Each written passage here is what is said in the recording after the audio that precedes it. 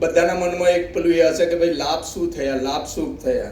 તો અહીંયા આપણે જોઈ શકીએ છીએ કે લાસ્ટ યરમાં આપણે જે પણ 24-25 દરમિયાન આપણા ત્યાંથી જે પણ વિતરણ થયું તો એમાં આપણે જોઈ શકીએ કે મગફળી બિયારણ જે NSCનું આપણે લાવ્યા હતા અને એમાં ખાસ કરીને 32 નંબર અને 23 નંબરની વેરાયટી હતી, જેમાં સબસિડીનો લાભ એક બેગે 800 રૂપિયા હતો. એટલે કે એ વખતે 2900 થી 3000ની આજુબાજુ બેગનો ભાવ હતો. જે બેગ આપણે 2250માં લાસ્ટ યર આપી, જે અંદાજે 1200 બેગનું આપણે ત્યાંથી વિતરણ થયું હતું. એટલે 800 લેખે આપણે ગણીએ તો અંદાજે 9,12,000 જેટલો લાભ આપણા ખેડૂતોને મળ્યો. એ ઉપરાંત દિવેલી ખોળ જે ગુજરાત રાજ્ય સરકારની સહયોગથી આપણને સબસિડીમાં મળ્યો હતો, તો એમાં પણ આપણે અંદાજે 1200-1300 બેગ જેટલી વેચાણ કરી, જેનો લાભ આપણને 5,15,000 મળ્યો.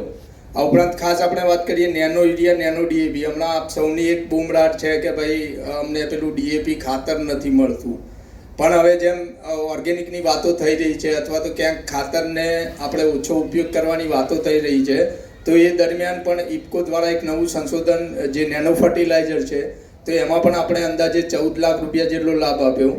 એ ઉપરાંત ઘઉંનું બિયારણ 451 વેરાયટીમાં આપણે 90,000 જેટલો લાભ આપણા FPO મારફતે આપ સૌએ લીધો.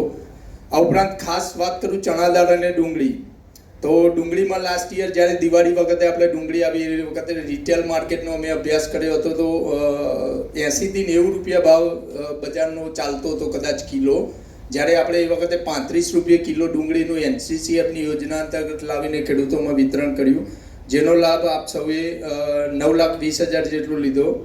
આ ઉપરાંત જેમ વાત કરી શકાય અન્ય ખાતર, બિયારણ અને દવાઓનો ભાવ ફેર, જેમ કે આપ સૌને ખ્યાલ છે, કોઈ એક જેમ મેં કમ્પ્લેન કરી છે, હંમેશા કરવી જ રહેવી જોઈએ મારે, કેમ કે આપણે ક્યાંય છેતરાઈએ નહીં. તો એ બાબતે જેમ ભાવની બજારમાં કોઈ એક પ્રોડક્ટ હોય તો એના ઘણા બધા ભાવની આપણને